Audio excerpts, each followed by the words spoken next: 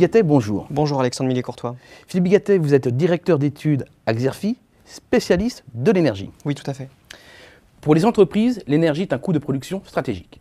Dans tous les pays, les entreprises sont exposées à la hausse tendancielle du prix des produits énergétiques. Mais l'État peut jouer un rôle crucial par sa politique énergétique et dans la formation des prix. C'est un sujet très sensible pour les entreprises françaises depuis le Grenelle de l'environnement.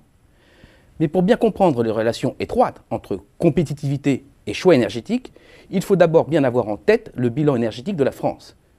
C'est ce que nous allons voir dans les différents graphiques et schémas que vous avez préparés. En effet, Alexandre, il faut avoir en tête les données clés.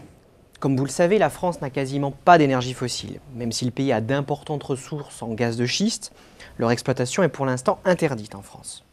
Nous avons ainsi importé pour plus de 45 milliards d'euros de produits énergétiques en 2010, essentiellement du pétrole et du gaz. Comme vous pouvez le voir sur ce graphique, c'était l'équivalent de 2,4% du PIB en 2010. On est encore largement en dessous des niveaux records des années 1975-1985, mais nous sommes au-dessus du seuil de 1,5% des années 90. Voici un autre graphique important. La facture énergétique représente plus de 13% des importations totales du pays, du jamais vu depuis les années 80. Rapportée au déficit du commerce extérieur, la facture énergétique grimpe même à 70%. En 2010, la dégradation du déficit commercial du pays s'explique à près de 80% par la hausse de la facture énergétique. Une hausse liée au rebond des cours du pétrole et à l'appréciation du dollar face à l'euro. Mais la France n'importe pas toutes les énergies, regardez. Elle exporte de l'électricité pour environ 1,2 milliard d'euros en 2010. C'est toutefois plus de 2 fois moins qu'en 2008 où le pays avait exporté pour 2,8 milliards d'euros. L'électricité produite dans l'Hexagone est surtout d'origine nucléaire, comme vous le voyez sur cet autre graphique. C'est un rapport de 75% contre 2% pour les nouvelles énergies renouvelables, comme l'éolien ou le solaire. L'éolien ou le solaire qui sont donc pour l'instant des modes de production électrique mineurs. Autrement dit, l'excédent commercial de l'échange d'électricité repose surtout sur la production nucléaire. Une production nucléaire qui dépend bien sûr du niveau de disponibilité des centrales. Alors, si je résume vos données, la facture énergétique de la France représente plus de 45 milliards d'euros. On pourrait donc penser que la France est très dépendante de l'étranger pour s'alimenter en énergie. Pourtant, c'est en partie faux. C'est ce que montre ce graphique qui classe les principaux pays européens par leur taux d'indépendance énergétique. Un taux mesuré par le rapport entre les importations d'énergie d'un pays et sa consommation globale. Plus ce taux est faible, plus l'indépendance énergétique du pays est grande. C'est le cas du Danemark, mais on aurait pu aussi ajouter la Norvège, l'Australie ou le Canada, qui sont tous des pays exportateurs nets. En France, ce taux est proche de 50%. C'est un peu moins que la moyenne européenne et c'est surtout 10 points de moins que l'Allemagne. D'ailleurs, l'Allemagne pourrait bien voir son taux d'indépendance énergétique se dégrader après sa récente décision de sortir du nucléaire. L'arrêt des réacteurs outre-Rhin est une véritable opportunité pour les exportations françaises d'énergie, car l'Allemagne devra importer massivement de l'électricité produite à partir des centrales nucléaires françaises.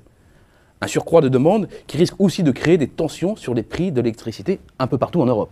Tout à fait, Alexandre. Les choix allemands peuvent avoir de lourdes conséquences sur le marché européen et la formation des prix. Mais je voudrais maintenant attirer votre attention sur les émissions de CO2 de la France.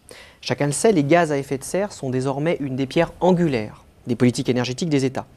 Et que voit-on? Eh bien que ces émissions n'ont que très peu progressé entre 1990 et 2008. La hausse dépasse à peine 1%. Si on met de côté les transports et le résidentiel tertiaire, les deux grands secteurs émetteurs de gaz carbonique ont réduit ou maîtrisé leurs émissions. Je veux bien sûr parler de l'énergie et de l'industrie manufacturière. Dans le cas de l'industrie manufacturière, c'est aussi l'effet de la désindustrialisation du pays. La France fait même partie des meilleurs élèves des pays de l'OCDE en termes d'émissions de CO2. Regardez, les émissions rapportées à la population sont en France parmi les plus faibles des pays développés. Les Américains notamment émettent 3 fois plus de CO2 par tête que les Français. Seuls les Suisses et les Suédois font mieux que nous, même les Allemands font moins bien. Tous ces chiffres montrent l'importance du nucléaire dans notre consommation d'énergie. Penchons-nous maintenant sur la demande et les prix. En France, la demande d'énergie plafonne grosso modo depuis 2000. Pourquoi? Parce que les deux grands secteurs consommateurs que sont le résidentiel tertiaire, c'est-à-dire surtout les ménages, et l'industrie, ont cherché à maîtriser leur facture d'énergie. Réduire la facture face à l'envolée des prix, c'est bien évidemment le boom des cours du pétrole qui a marqué les esprits. Ce graphique montre l'évolution des cours de l'or noir. Certes, les prix du marché du gaz et de l'électricité ont épousé les mêmes tendances, mais le pétrole reste le principal référent mondial pour fixer les prix de toutes les formes d'énergie. Il faut dire que c'est le plus ancien des marchés des commodités, c'est aussi le plus liquide et le plus internationalisé. Et il faudra s'habituer à ce que les prix continuent d'augmenter à long terme, compte tenu des réserves limitées de pétrole sur le globe. J'ai bien noté que les prix allaient encore augmenter. Mais il faut aussi tenir compte du rôle de l'État, dès que l'on parle d'énergie. En effet, les pouvoirs publics tentent d'arbitrer entre 3 objectifs stratégiques pour élaborer la politique énergétique. Le premier, sécuriser les approvisionnements. C'est le programme nucléaire des années 70-80. Le deuxième, satisfaire aux objectifs environnementaux en développant notamment les énergies renouvelables. Et enfin, améliorer la compétitivité économique du secteur de l'énergie et des secteurs utilisateurs en les incitant à réduire leur consommation. Vous avez parfaitement raison. Et c'est bien pour cela que l'État intervient concrètement dans les 3 grands secteurs utilisateurs d'énergie. Il s'agit des bâtiments, qui totalisent 43% de la consommation d'énergie en France, des transports, 32%, et de l'industrie, 22%. Les aides publiques et les contraintes réglementaires dans ces secteurs sont légion, dans le but que ces secteurs réduisent leur intensité énergétique. Juste quelques-unes pour mémoire: le crédit d'impôt développement durable pour la rénovation de l'habitat, le tarif d'achat d'électricité pour les parcs éoliens, les quotas de CO2 pour l'industrie, le bonus-malus écologique pour les voitures, et j'en passe. Tout est fait pour que l'Hexagone réduise sa facture énergétique. Réduire sa facture en assurant la sécurité des approvisionnements sans négliger la protection de l'environnement. Arrêtons-nous maintenant sur les énergies renouvelables et évaluons leur impact sur la compétitivité des entreprises françaises. Les nouvelles énergies ont des conséquences importantes sur l'économie d'un pays. Des conséquences positives et négatives. Passons-les rapidement en revue pour la France.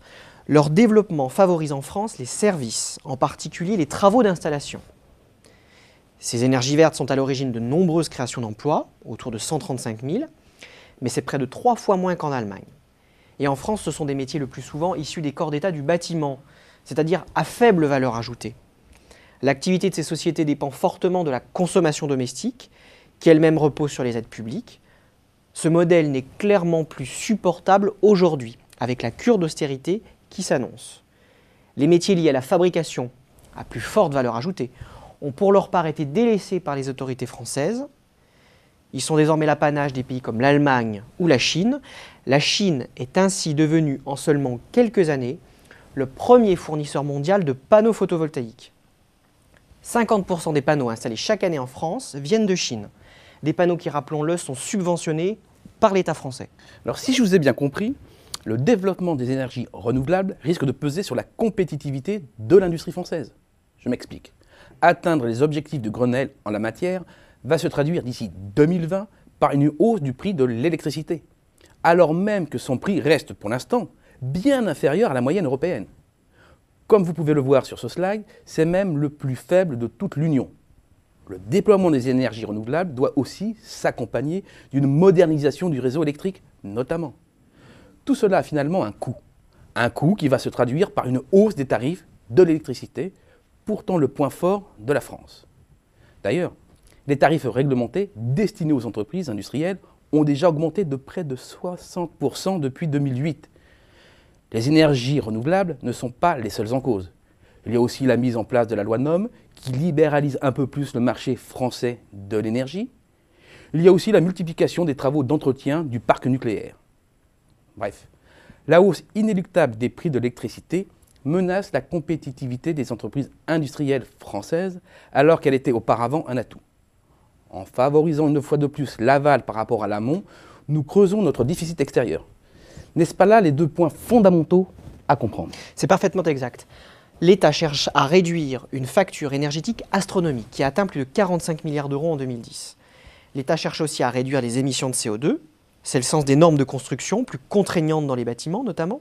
C'est aussi pourquoi il a contraint les constructeurs automobiles à fabriquer des voitures plus propres pour diminuer les importations de pétrole.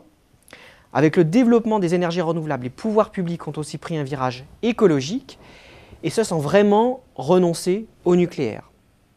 Ce modèle de développement est pour l'instant un échec. dans le domaine des énergies renouvelables, les éoliennes, les panneaux photovoltaïques, les pompes à chaleur aérothermique sont massivement importées. La libéralisation du marché de l'énergie est aussi un échec. Pourquoi ? Parce qu'elle aboutit à une hausse des prix du kilowattheure pour les industriels et les ménages français. La France a deux atouts.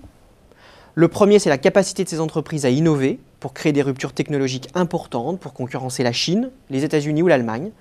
Je pense notamment aux véhicules hybrides, mais aussi au solaire à concentration, à l'éolien offshore ou aux énergies marines. Des solutions qui offrent de nombreux avantages et sur lesquelles les groupes français sont plutôt bien positionnés. La France doit massivement investir dans ces nouveaux secteurs. Le second atout, c'est le nucléaire. Certes, le nucléaire est entré dans une période de forte turbulence avec l'accident de Fukushima, mais la France dispose d'un vrai savoir-faire internationalement reconnu. C'est en outre un leurre de croire que l'on peut se passer de l'atome en France pour disposer d'une énergie fiable et à faible coût. Une énergie fiable et à faible coût, c'est pourtant, Alexandre, essentiel à la compétitivité de notre industrie. Philippe Gattet, je vous remercie pour ces analyses. Merci à vous.